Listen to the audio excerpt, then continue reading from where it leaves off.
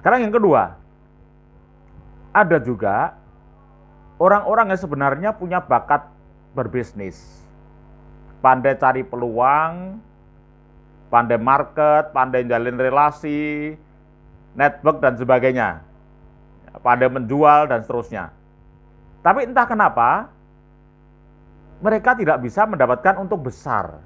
Jadi ketika mereka berdagang ini entah kenapa ada rasa bersalah ketika mereka mau mengambil keuntungan besar untuk dirinya.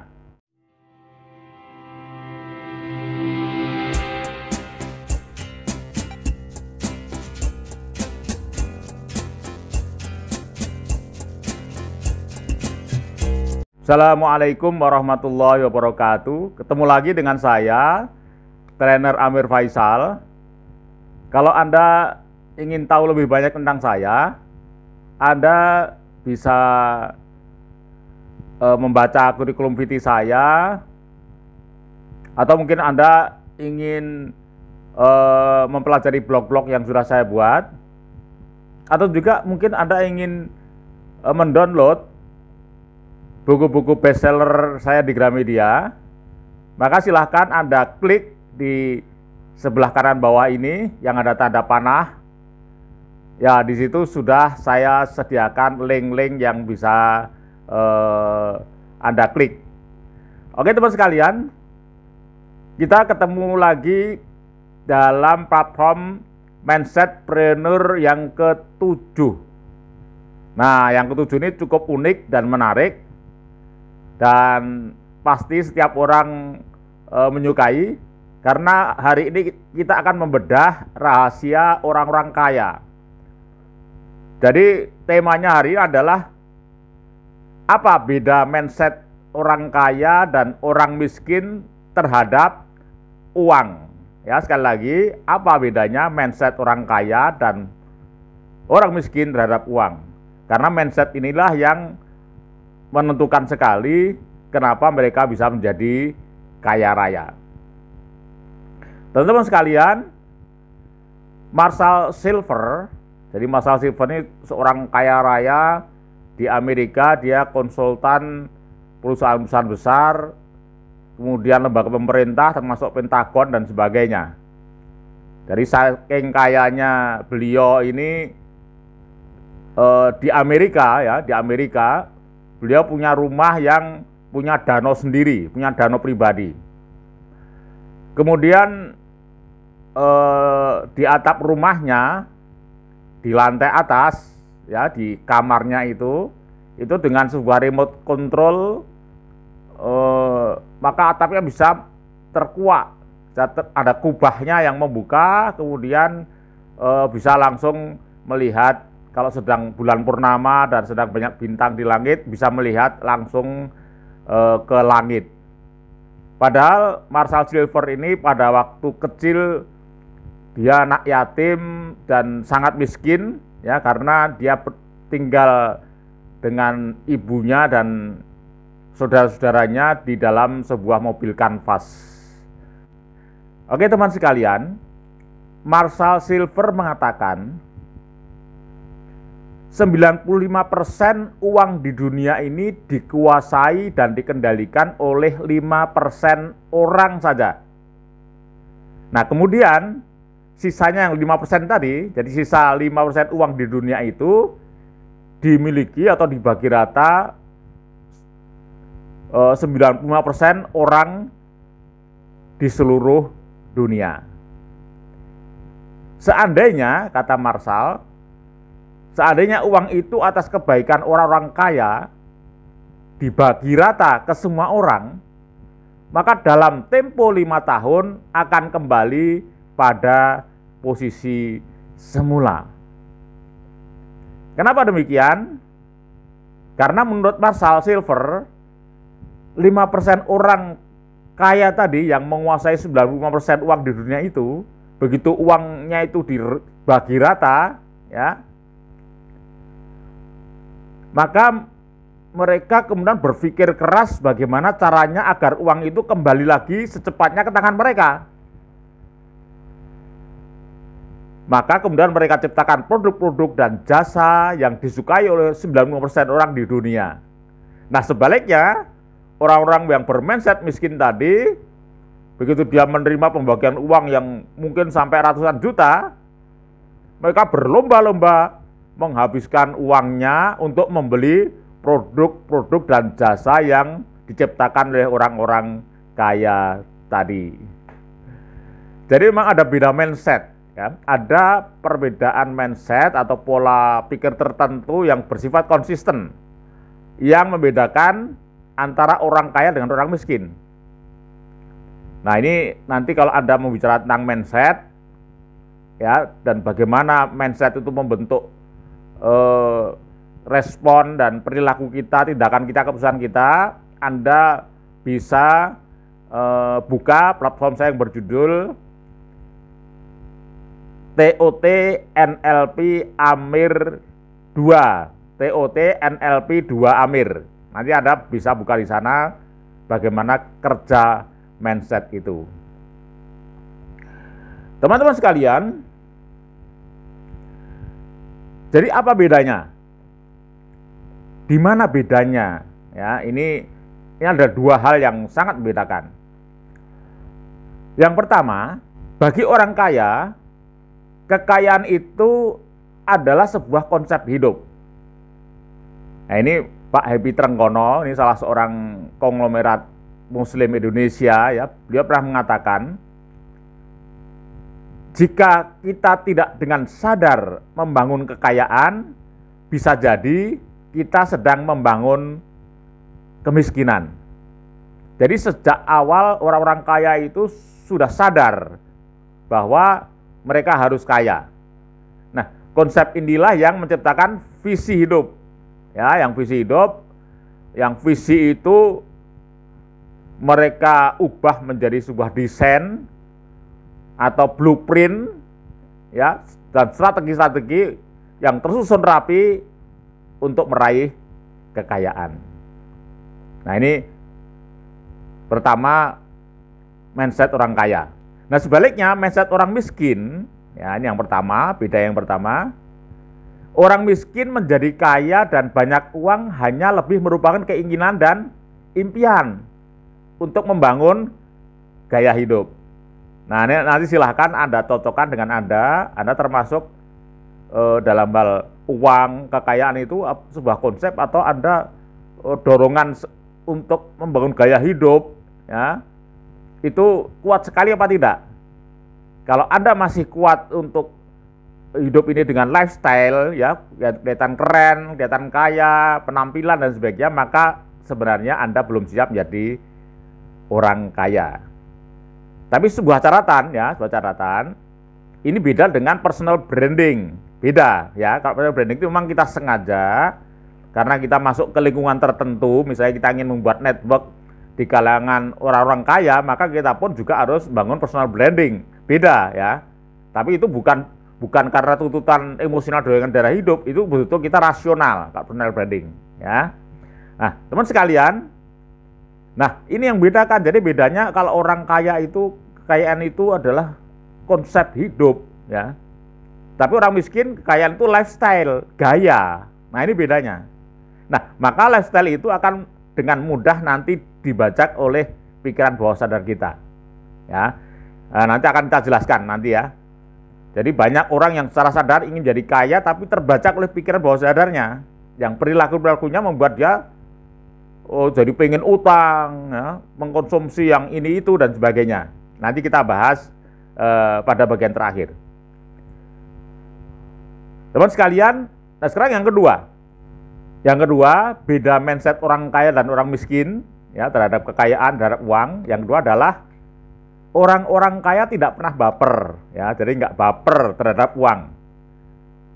Kenapa demikian? Karena bagi mereka uang hanyalah sederetan angka-angka dalam belasan digit. Coba sekarang misalnya orang kaya punya kekayaan misalnya 3 triliun umpamanya, ya. Apakah mereka pernah melihat secara fisik uangnya itu? Kan nggak pernah, ya, nggak pernah. Jadi uang itu ada di bank, bahkan di bank pun belum tentu ada di situ. Jadi saya ini pernah punya pengalaman waktu pembebasan tanah. itu uangnya kita titipkan dulu ke sebuah bank ya di kota tertentu begitu. Nanti untuk kemudian kita bagi-bagikan pada pemilik tanah yang di situ banyak sekali, ada ratusan petani di situ ya, gitu. Nah kita taruhlah 10 miliar ya kita titipkan di bank. Maka ketika kita mau membayar tanah itu setelah semua surat menyurat sudah selesai, ya, gambar dari cocokkan dan sebagainya, kemudian kita kontak bank, Pak, kita mau segera bayar, ya, jadi uang 10 miliar itu akan kita ambil, akan kita bayarkan kepada para pemilik tanah. Apa jawaban dari bank? Dari bank jawab langsung, maaf Pak, tidak bisa hari ini. Jadi kami minta waktu 24 jam dari sekarang. Nah, berarti di bank itu pun uang kita ternyata ya, jadi uang orang kaya itu belum ada di situ ya. Jadi nggak mungkin bank akan ngambil risiko naruh uang 10 miliar di kantornya. Nanti kalau dirampok kan bahaya kan begitu. Uang itu mungkin sudah disetor ke Bank Indonesia ya, atau kemanapun ya, atau dipinjamkan lagi dan seterusnya. Jadi mereka tidak peduli terhadap uang fisiknya. Jadi mereka nggak ada rasa punya uang banyak, nggak terasa, uang sedikit juga nggak terasa, ya. Jadi mereka hanya melihat aja di rekeningnya apakah bertambah atau berkurang, ya. Bagi orang kaya, mereka lebih berfokus pada apakah uang mereka bisa diinvestasikan dengan tepat, itu saja. Dan uang itu bisa terus berakumulasi. Nah sekarang bedanya kalau orang miskin sangat baper pada uang. Nah ini coba Anda cek sendiri ya. Kalau Anda pas kemudian pas uang banyak, rasanya seperti apa? Ada perasaan tenang sekali, percaya diri sekali. Sebaliknya ketika Anda tidak punya uang, ya, rasanya seperti apa? Kalau itu beda-beda rasanya, maka Anda masih baper berarti terhadap uang ya. Nah ini kalau kita masih baper terhadap uang, maka kita belum siap menjadi orang kaya. Teman-teman sekalian, bagi orang miskin, kenapa baper? Karena mereka sangat menikmati gaya hidup tadi. Kalau punya uang banyak, ya dia bisa punya mobil keren, pergi ke tempat-tempat yang keren, ya, nongkrong di tempat keren, dan seterusnya. Nah, karena fokus lifestyle ini dari sebagian besar orang yang miskin inilah yang membuat jadi mainannya orang kaya. Jadi tadi kayak yang pada pengantar tadi bahwa orang-orang kaya itu dia pintar menciptakan produk dan jasa yang disukai orang-orang miskin tadi, ya. Nah, maka ini karena orang miskin tadi ngejar lifestyle, mereka ciptakan ya produk-produk jasa yang membuat orang-orang tadi menghabiskan uangnya di tempat itu. Nah, teman sekalian, ini contoh saja ya, contoh orang yang suka lifestyle. Misalnya dalam berpakaian, ya. Kita mau pakaian sampai baju aja 1,5 juta. Padahal sebenarnya dengan 150.000 kita bisa. Ya. Kita nongkrong di tempat minum kopi 50.000, ya, padahal beli 5.000 pun juga bisa. Tapi karena kita ngejar lifestyle, maka kopi yang 50.000 itu kita konsumsi juga. Nah, sekarang akan kita pelajari di mana letak pembajakan di pikiran bawah sadar yang membuat orang ini tidak bisa kaya. Nah ini karena ada pembajakan mental di bawah sadar, juga ada kesalahan mitos. Ya, teman sekalian, pembajakan pikiran bawah sadar ada 3. Ini yang pertama. Ada orang-orang yang pada mulanya mereka begitu gigih mencari uang. Tapi ketika sudah mencapai jumlah tertentu, entah kenapa, tiba-tiba motivasinya menurun yang dengan sangat drastis, yang sangat mempengaruhi kinerjanya. sehingga otomatis karena kinerjanya menurun, maka pendapatannya juga menurun. Nah, begitu mereka melihat income-nya berkurang, melihat rekeningnya mulai menipis, mereka semangat lagi, cari uang lagi, ya mati-matian. Kemudian ketika mencapai jumlah tertentu, maka tiba-tiba kehilangan semangat lagi. Ada yang seperti itu. Nah, begitu seterusnya.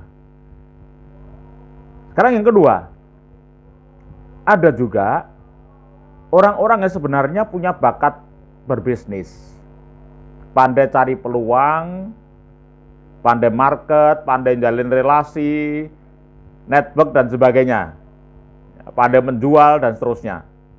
Tapi entah kenapa mereka tidak bisa mendapatkan untung besar. Jadi ketika mereka berdagang ini, entah kenapa ada rasa bersalah ketika mereka mau mengambil keuntungan besar untuk dirinya. Jadi ada semacam di bawah sadarnya semacam perasaan bersalah. Nah, akhirnya dia mengambil, untuk menenteramkan hatinya, dia mengambil keuntungan yang kecil saja atau pas-pasan saja, tapi dia merasa tenang. Kemudian yang ketiga, ada orang yang giat bekerja cari uang, tetapi setelah uang itu terkumpul banyak, dia seperti membabi buta, ya. Dan dia akan menghabiskan uangnya dengan bersenang-senang, berpiknik, membeli barang-barang mahal, ya, sehingga sampai uangnya habis, ya. Nah, nanti kalau uangnya sudah habis, dia mulai giat lagi, ya, cari uang lagi. Nanti juga habis dibuat foya-foya lagi, begitu seterusnya. Nah, ini Anda boleh cocokkan apakah Anda termasuk salah satu dari ketiga contoh di atas tadi. Ya. Nah, teman sekalian, kemudian juga ada 10 mitos, ya, 10 mitos yang itu karena faktor lingkungan kita sejak dulu, yang mitos itu membuat kita punya pikiran negatif terhadap uang. Oke teman sekalian, apakah Anda penasaran ingin tahu apa penyebab pembajakan pikiran bawah sadar tadi? Dan apakah Anda ingin tahu apa saja 10 mitos yang keliru tentang uang itu? Nah, kalau Anda ingin tahu, silahkan Anda download, ya, silahkan klik di bawah ini, ya, di yang data panah itu, maka di sana ada linknya. Nanti Anda klik yang ada linknya buku yang berjudul ini, ya, buku Think Like a Millionaire. Jadi buku ini pernah bestseller di Gramedia, dan buku ini bertahan sampai 2 tahun di Gramedia, dan sekarang sudah tidak ada buku cetaknya lagi. Padahal buku itu bukan terbitan Gramedia, tapi dari Change Publisher. Itu salah satu dari 15 buku saya yang bukan dari Gramedia yang bisa menjadi bestseller. Oke teman sekalian, selamat mendownload dan silahkan berikan komentar setelah Anda mempelajari buku itu. Oke, sampai ketemu lagi pada platform yang ke-8. Sekian, Assalamualaikum warahmatullahi wabarakatuh.